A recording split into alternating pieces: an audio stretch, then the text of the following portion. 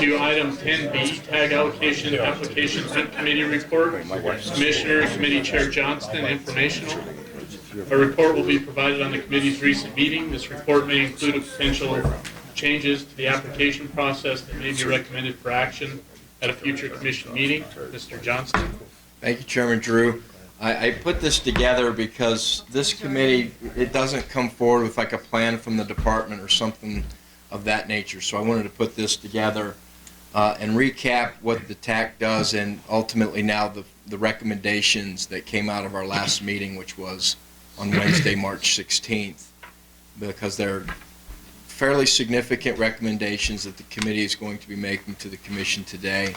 I wanted to explain how we arrived at that process, or the process that was followed, what the recommendations are, and understand that this is an ongoing process and there will likely be more recommendations being made to the commission later on as we finish our work through the TAC topic list. So I want to go over just kind of the committee briefly, the topic list. Now what we have is a closed topic list and an open topic list, and then the recommendations, four specific recommendations that will be made that the committee voted to make to this commission.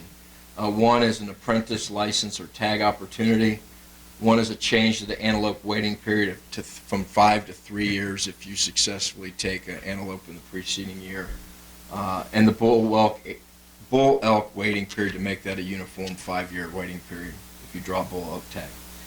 The fourth one is to reorder the draw sequence so that the PIW draw would actually occur before the main draw.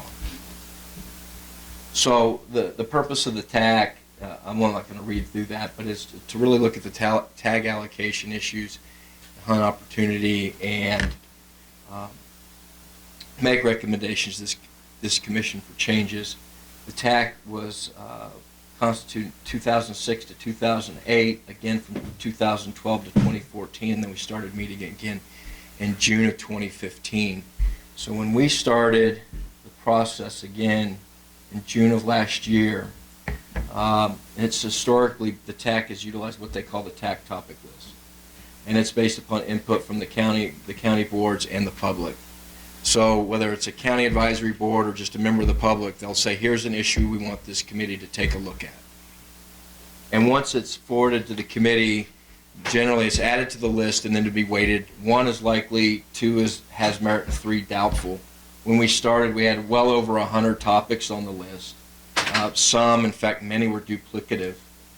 Sometimes there was the same topic with different weights. So we had, I think the bull elk waiting period had a weight of 3 the first time it was recommended, came back to the committee a second time, was on the list and weighted as a 1.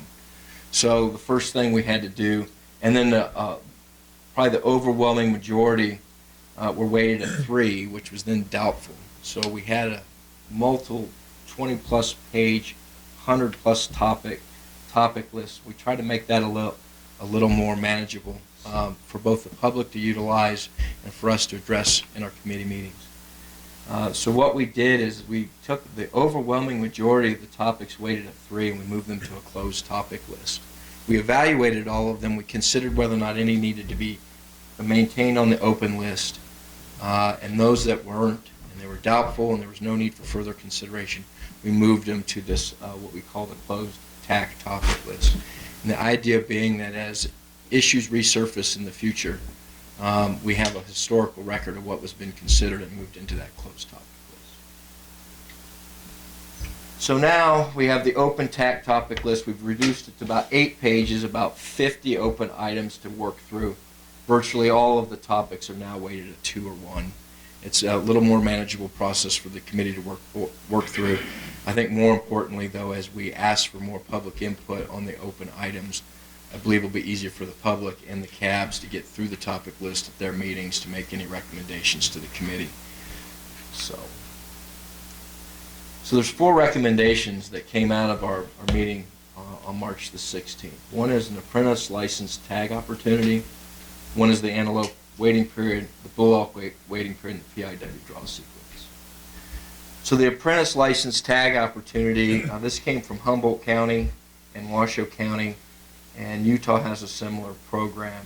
The issue, and what the idea is that if I was to draw a big game tag, I could allow, under certain conditions, someone else to fill my tag for me, or as long as they're with me and they meet the definition of an apprentice hunter. So apprentice hunter could be defined by age, experience, meaning a new licensee.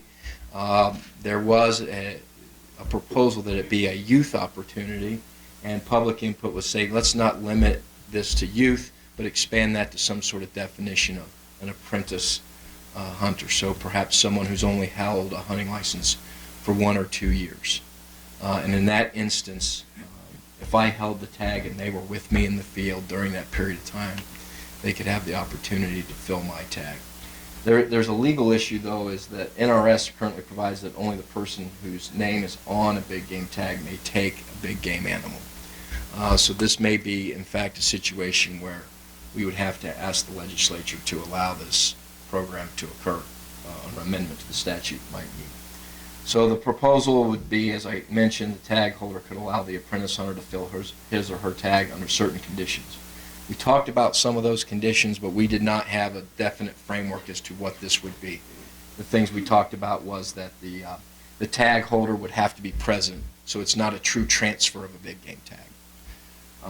I can't sell it or anything like that, but it's simply someone who's along with me on a hunt could fill my tag if they met the definition of apprentice. We think the apprentice hunter would have to have already completed hunter's education, therefore be licensed. But obviously we'd have to define that apprentice hunter. And one thing we did know, it would not increase the number of tags or anything of that nature. It would be simply the apprentice hunter having an opportunity.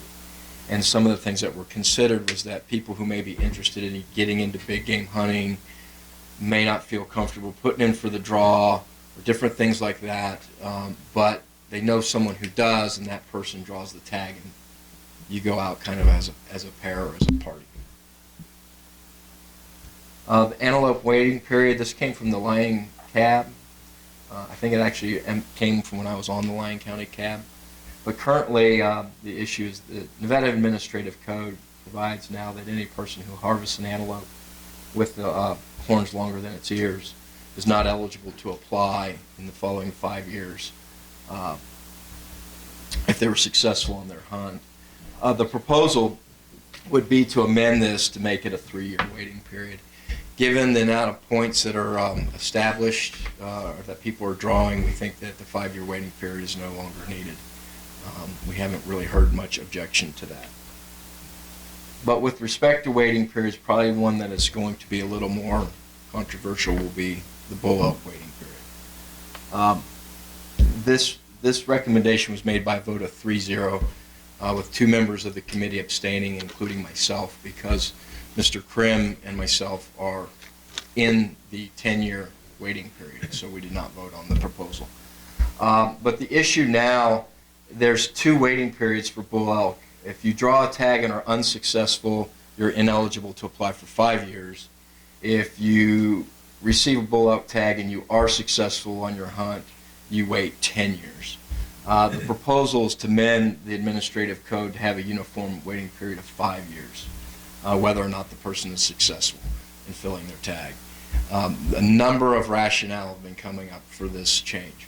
One has been that people in the field may not be as willing to fill their tag late in the hunt if they know I'm 5 years out if I don't take an animal, and I'm 10 years out. So they may say, I'm not going to take this particular bull and have a 10-year waiting period. I'd rather just accept the 5-year waiting period and move on. We don't want that dynamic going on with the increased elk numbers.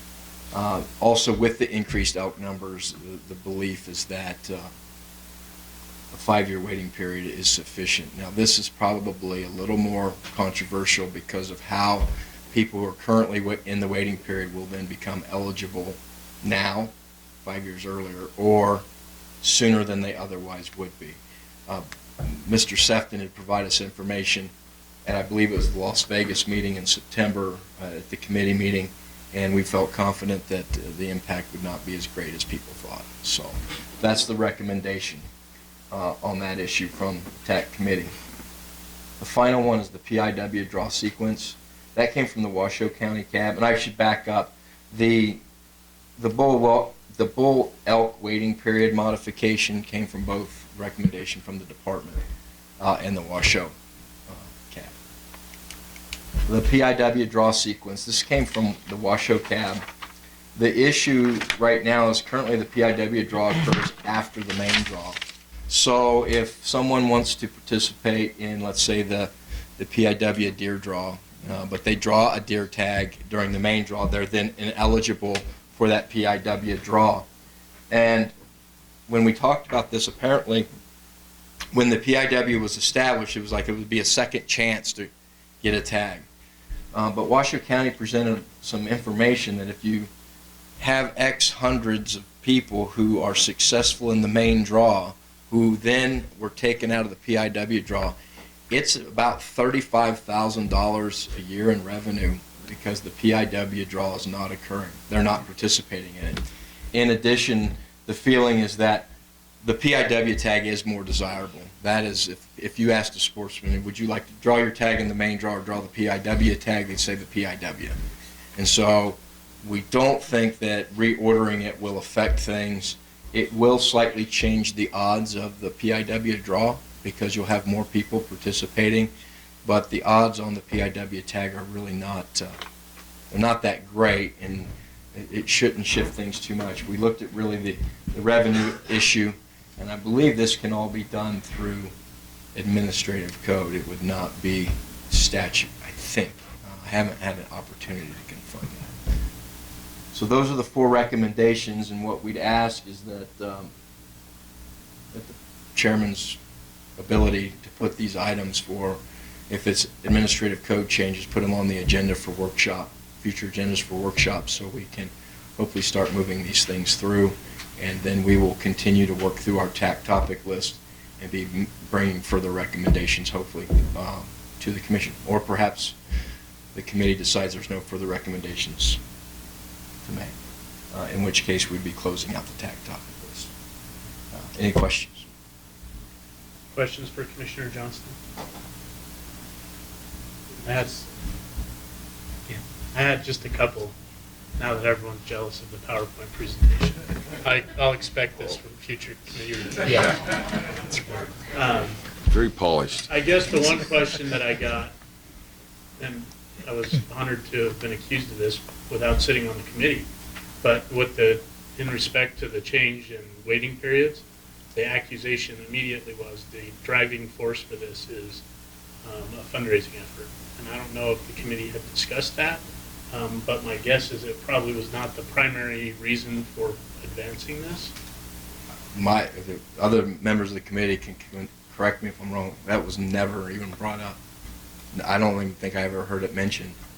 It was much more about elk numbers and the number of elk tags now available versus prior years, and this dynamic of a decision being made in the field towards the end of a tag, of guys saying hunters saying I'm not going to fill my tag because I don't want to be ineligible for 10 years for a bull that's smaller than what I'd hoped to get. So I'll take a 5-year waiting period and then be able to hunt again sooner.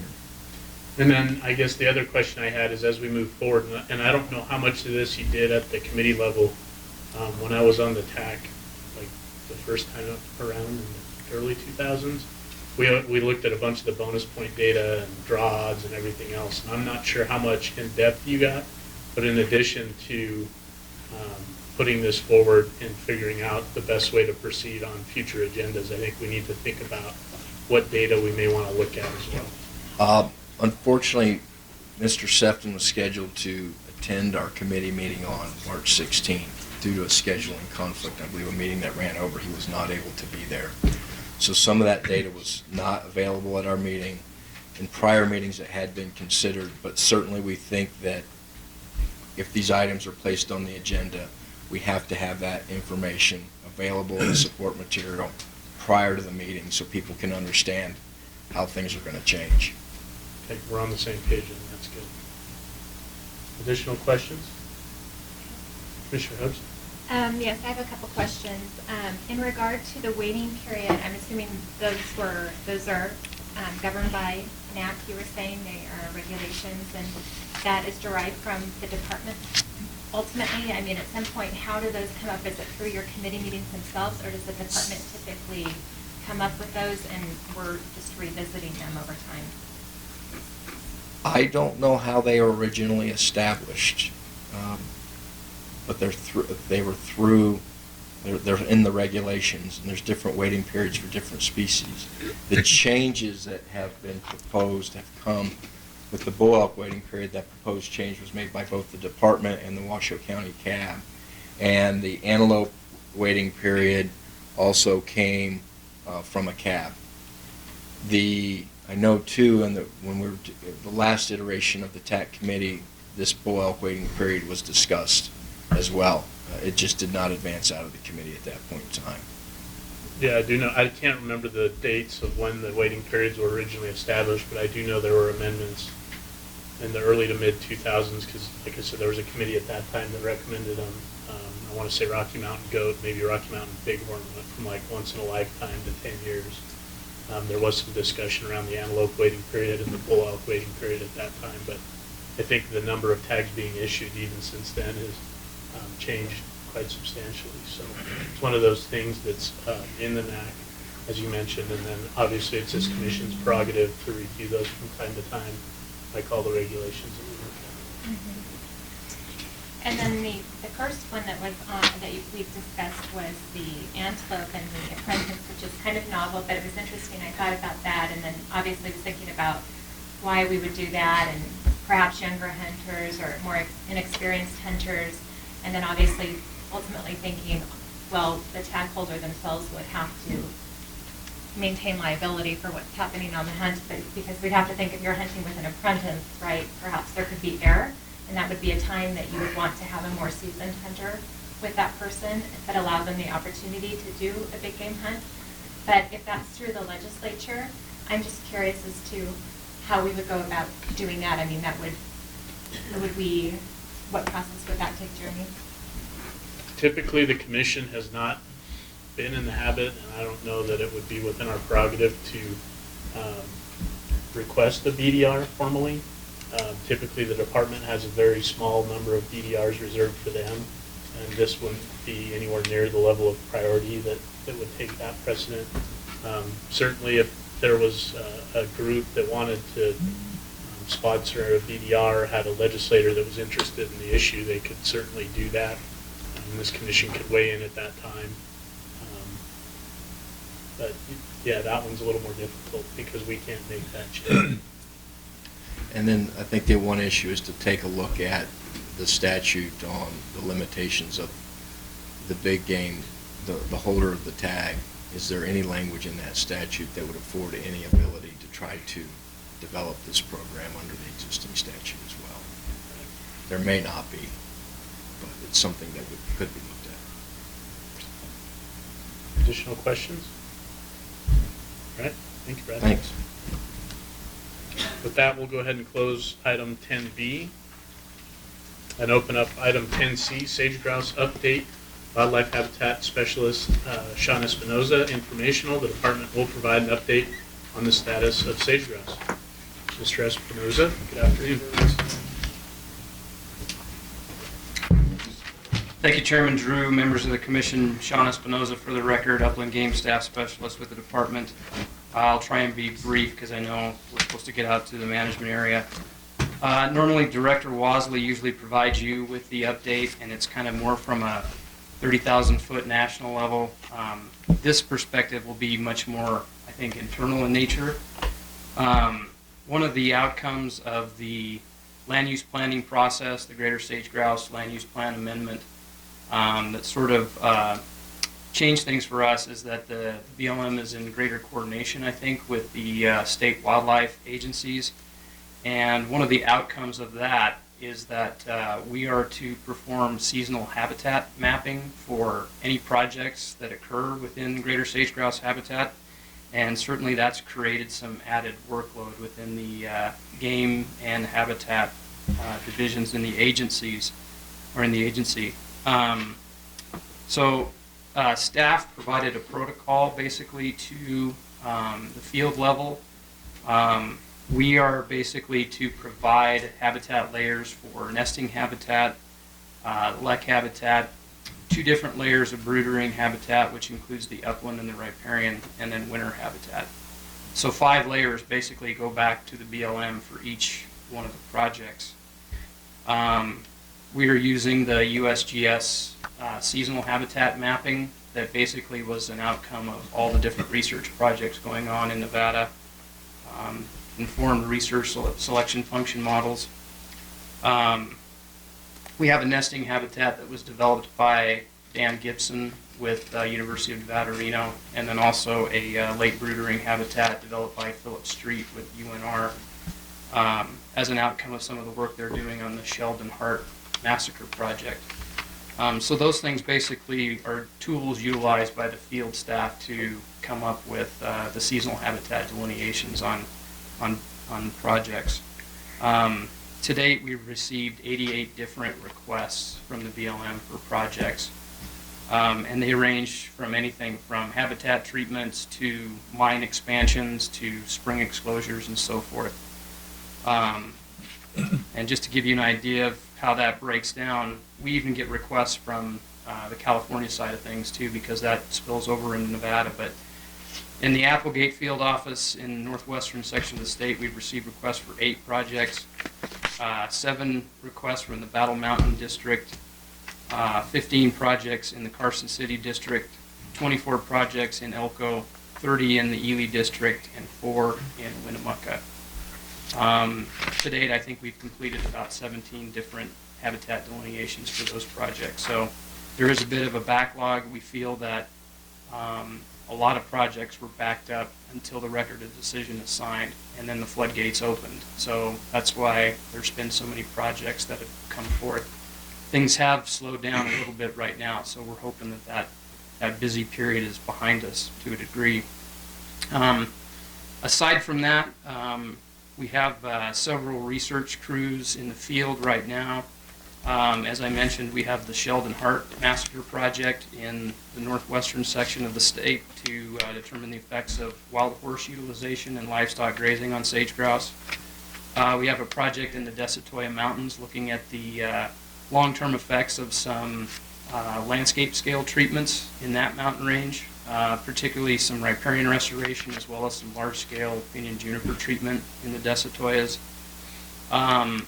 We've got 2 sites, one in northern Nevada in the Santa Rosas, and then one in central Nevada that we're considering our control sites. Most of the research that's gone on with respect to sage grouse to date has been in relation to something that's happened on the landscape, whether it's a transmission line, a mine's developed in the area, a geothermal facility, whatever. Most of our research has been centered around that, so we felt like it would be really important for us to start collecting data in an area that we don't have a lot of those things. So that's taking place in the eastern side of the Santa Rosas, as I mentioned.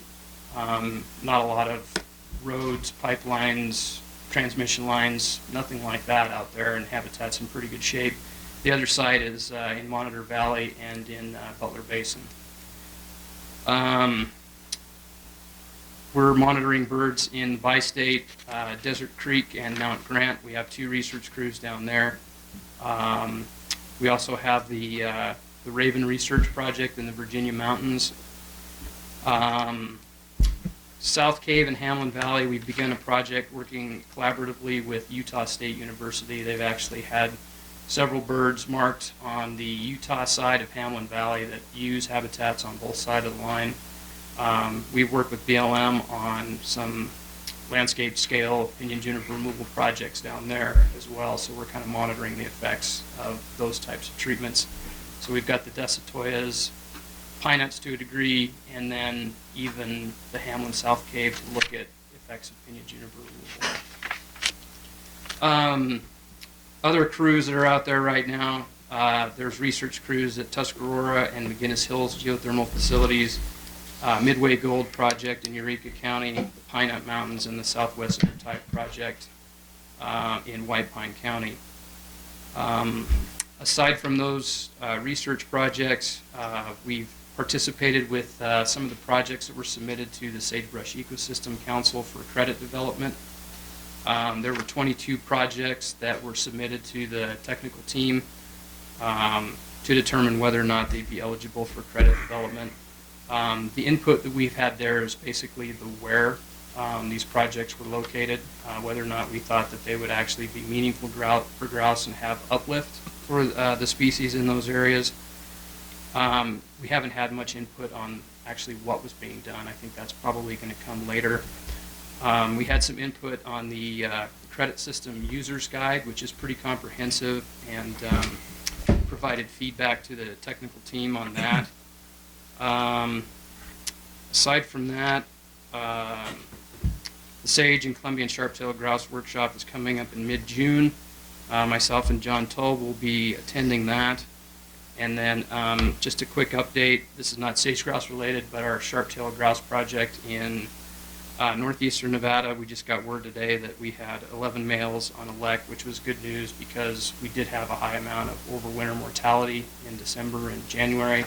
And so it was good news just to know that we still have birds that are on the air there and continue to inhabit the area. We'll be continue to capture birds this year and next year for repatriation of that site. And that's it. Okay, thank you, Sean. Questions? You got off easy today. Wow, thanks. Appreciate it. Thank you for the report. We'll close item 10C and open item 10D, Department Activity Report. Deputy Director O'Brien, informational. The department will provide a report on recent department activities. Ms. O'Brien. Thank you, Chairman Drew and Commissioners. I am giving the Department Activity Report on behalf of Director Wasley. I have his report here and I'll read from his notes. Game Division staff attended the Western Hunting and Conservation Expo in Salt Lake City. A variety of topics were covered. The Heritage Mule Deer tag sold for $105,000. 2 Game Division staff and 4 Law Enforcement Division staff attended the Wildlife Human Attack Response Training in Phoenix, Arizona. The training provided valuable insight regarding how to deal with a serious wildlife attack. On January 20th through the 22nd, Game Division staff captured and radio collared 20 mule deer in the southern Ruby Mountains and 25 mule deer in the southern Pequot Range associated with 2 mining expansion projects. Another 15 GPS radio collars were deployed as part of an ongoing study in the Pine Nut Carson Ranges associated with fiscal year 16 predator plan. On January 26, 2016, 52 pronghorns were captured in Unit 155, successfully released on the Colville Tribes Reservation in Washington State. Due to the fantastic teamwork and everyone's attention to animal welfare, no pronghorn mortalities or serious injuries occurred during the operation. All adult pronghorn were radio collared. 51 Rio Grande wild turkeys were trapped in southern Utah and released on the Humboldt River outside of Battle Mountain. January 31st, NDOW staff, UNR personnel, and volunteers captured 12 sheep from Lone Mountain and sent to the Garfield Hills. On February 2nd, another 21 sheep were captured and released back on Lone Mountain. Recently, 2 mule deer were captured and radio collared as part of an ongoing public outreach project involving California Department of Fish and Wildlife and the Nevada Department of Wildlife Conservation in the classroom program administered by the Conservation Education Division. The data have been used for projects with Reno High School students and Glenshire Elementary in Truckee, California. The deer are interstate migratory animals that summer near Glenshire Road in Truckee and winter in the Verdi-Peavine regions of Nevada. And Director Wasley wanted me to add that the kids name the deer, track the collars online in class, and then at the end of the year they go out and try to find them, which is really successful. Surveys were recently completed for elk in Humboldt County, and 59 elk were observed and classified as 35 bulls, 18 cows, and 6 calves were observed during the survey. This yields a ratio of 194 bulls, 100 cows, and 33 calves. 47 elk were observed in the Hot Springs Range, and 3 and 9 bulls observed in the Osgood and Santa Rosa Mountains, respectively. As of February 15th, the Game Division received 447 samples of mule deer teeth from hunters harvested during the 2015 hunting season. These were submitted to Matson's Library in Montana for a complete aging analysis. We expect to have the results of this analysis posted on the NDAL website by May. Fisheries Division is working with NDEP and the EPA to collect baseline sport fish tissue samples from Lake Mead this spring related to the Gold King mine contaminant spill that occurred last fall in the upper Colorado River Basin. Although there's a very low risk to the lower Colorado River system, this will allow us to measure any change if it does become an issue in the future. Work is continuing on development of a new urban fishing pond in Winnemucca, and staff recently acquired and installed necessary well monitoring equipment which will allow filling of the fishing pond. We are working with private donations and a number of volunteer groups to finish improvements for public access and hope to have the pond operational by the summer of 2016. Even where reservoirs have been severely impacted by drought, some fisheries have survived better than expected. At the Wild Horse Reservoir Ice Fishing Derby in February, several prize-winning trout over 6.5 pounds were caught each day. We anticipate that the wild rainbow and brown trout fisheries in the Truckee River were set back by the continued drought through this winter, but should recover rapidly with average or better flows this year. Spring surveys will give us a better idea of conditions, and a full stocking schedule of both rainbow and cutthroat trout is anticipated in 2016 to support the recreational put-and-take fishery. Working with the Conservation Education Division, we have updated the delivery of fish stocking information on the NDAL website. Hatchery managers will be entering stocking reports directly in a calendar format, and information should be available to anglers on an almost real-time basis. Fisheries Division biologists completed an initial survey of Rye Patch Reservoir last week to assess impacts from the golden algae bloom last winter. It appears that the fish kill was not total. Several species were sampled in low numbers, including Sacramento blackfish, channel catfish, and carp. We'll be doing additional monitoring over the next month. Thanks to good early spring runoff, Jigs Reservoir is already about 30% full, and we plan to begin stocking rainbow trout by later April, the first stocking since the reservoir was reconstructed. The ice is off Cummins Lake, and we intend to begin stocking rainbow trout as soon as we can fully evaluate water quality to make sure the low oxygen problems observed last fall have been addressed. Exact date is dependent on results from sampling and live cage testing with fish. In general, the spring runoff is looking good so far, and we should see significant recovery for many reservoir fisheries in northern Nevada. Rye Patch, Chimney, and Jigs reservoirs have already seen major increases in storage levels. The Land Use Plan Amendment, known as LUPA, implementation is taxing our workforce and the resources. The Habitats Division's water development crews have a busy construction season ahead of them, with a multitude of new build and major rebuild projects in the north and south. The program continues to be very successful due to the cooperation and support of multiple sportsmen conservation organizations. The volunteer project season in the north